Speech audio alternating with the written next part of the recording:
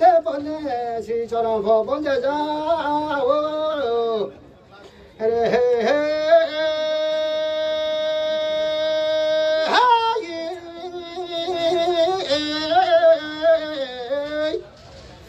bố số đó đi si phá thế bọn cha cha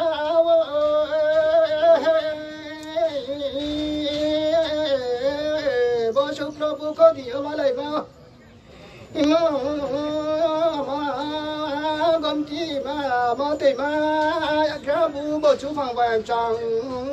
tung này mà nó yak chi bu ở bạn na phòng vàng trăng tung này mà nó bên cái nào cho tung này ya phòng tuyệt vời cái gì tung này nó chú con là chỉ bộ tung này na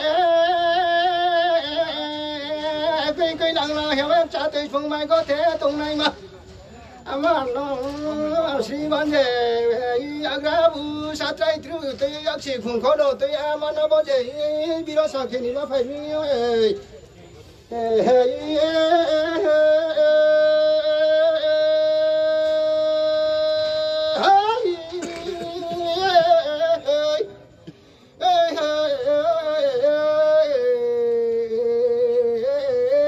đồng tốt đang về hát sĩ ba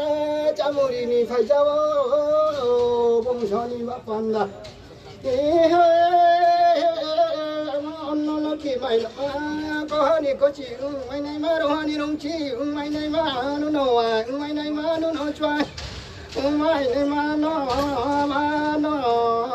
bây giờ sao cái này mà phải phụ mà tổ chức cú đầu sao ra thế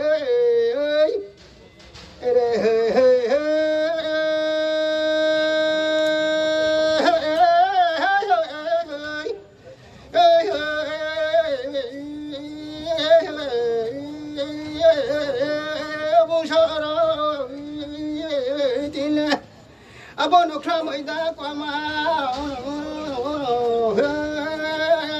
lại cho mà lại khắp phòng khắp cha mà tung thầy hạt đó bố số đầu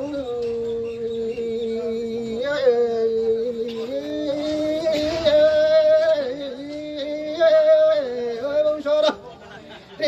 đi bố số nó mà để như này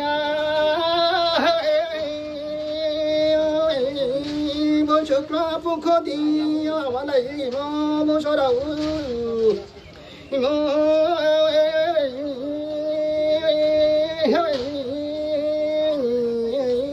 cha đi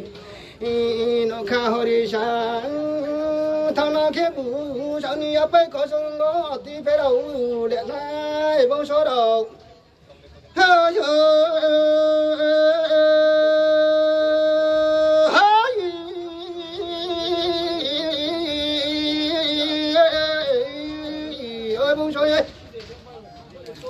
bông sao như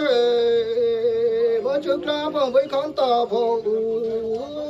với con tò bố đi ha sa để thằng gia bố khắp bằng mày anh em bông sao nó sa để mày ya bà đó mà sẽ tin cho bố số tin sẽ mà lại bông sao đó